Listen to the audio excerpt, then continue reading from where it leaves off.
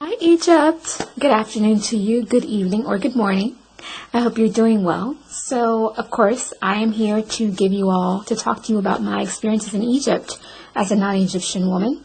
Of course, as you see, I'm wearing your colors, red and black, and traces of black. And this scarf I actually got in a market in Cairo. So I'm just wearing these traces. These earrings, of course, they're Turkish, the Turkish airport where I got these.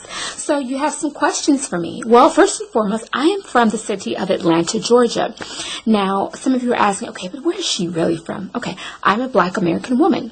And Atlanta is a big, rich history for Black American heritage, one of the major cities for Black American heritage. Black Americans were the builders of the United States of America. We built the country. If you've heard of jazz, blues, hip-hop, R&B, neo-soul, spoken word poetry, Negro spirituals, gospel music, that is our culture. That is our music. If you heard of Michael Jackson, Michael Jordan, Oprah Winfrey, that is our people, Black American people, okay? And we've created over 44 different types of music forms. So that is my culture, and that is where I come from. And I first came to Egypt late August 2010 as a graduate student at the American University in Cairo for a dual degree master's program in gender and women's studies and migration refugee studies. So that was my first physical entrance into Egypt, even though before I had known about Egypt. I had my aunt who traveled to Egypt, my late first grade teacher who first gave me the skills and tools and encouragement to be a writer. She traveled to Egypt. So I had people connected me who did travel to Egypt, and they told me about the pyramids and the Sphinx and all those types of things. But that has been my first entranceway to Egypt.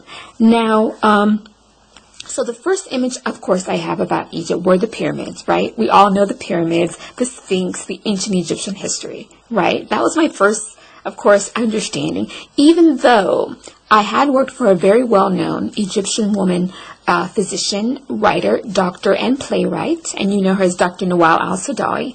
So she was a Cosby chair at my institution, Spelman College, for 2 years. And so I had the pleasure, I worked with her, and so I had some understanding of Egyptian people prior to coming to Egypt because I worked with them. And of course, there was a young Egyptian boy in middle school who I went to school with who was also Egyptian. So I did have a little bit of introduction into Egyptian people, certain Egyptian people, and Egypt as a nation as a whole.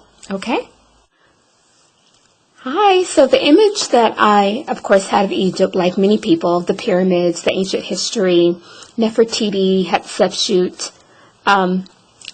just the great history. Of course, I knew there would be a social atmosphere in cafes, but like many visitors, these are the perceptions I had about Egypt initially. So yes, the image did match my expectations. I expected to see the pyramids and desert areas and different areas of Egypt, and of course the nightlife, the social environment. So yes, it definitely matched my perceptions. So it was really easy for me to adapt because I've studied in environments like this before. So it wasn't difficult for me to mingle. The social environment is right. I just really got up there and just allowed myself to enjoy the city and enjoy the nightlife and to enjoy the social atmosphere. I just really put myself in there, joining student clubs and organizations and so forth.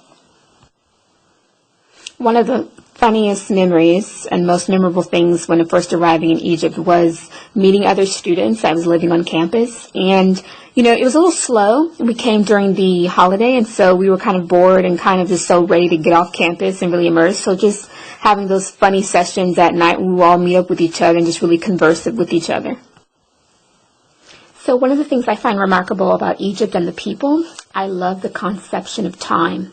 I love watching how they move through time, whether they're walking somewhere or driving somewhere, how they can immerse so perfectly with the right timing, how they have a certain feel for time and how they move throughout the area. I really love that because it's a level of freedom. My favorite Egyptian dish? That's easy. Khoshri. Love it. Love it. I'm a southern girl, and in the southern part of the United States, we use a lot of garlic as well, and spices and hot peppers. So khoshri was very tasty for me. Mwah. Mwah. Loved it.